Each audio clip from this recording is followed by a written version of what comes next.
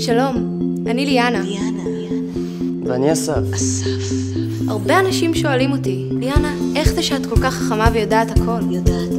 גם אותי שואלים, איך זה שליאנה יודעת הכל? הידעתם למשל שמתחת לשולחן בית הספר ממוצע יש 24 מסטיקים. 70% מהם בתא מנטה. שאלות כאלו ואחרות היו בעבר תעלומות. אנשים העדיפו להתעסק בלמצוא פתרונות להתחממות הגלובלית או לרעב באפריקה. אבל לא אנחנו. לכן הקמנו את מכון ביר הנשר מלט, לחקר דברים חסרי חשיבות שבעצם כולם רוצים לדעת. או בקיצור, מכון בנמל דחשש קרל.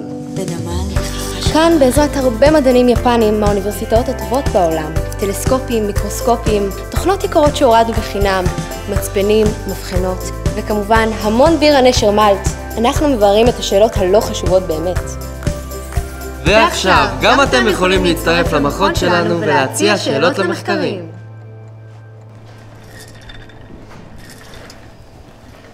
שלום.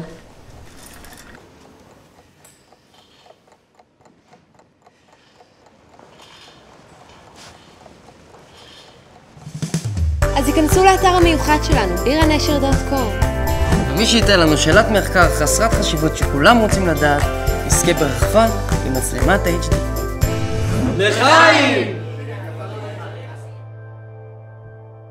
מה הקשר ביר הנשר?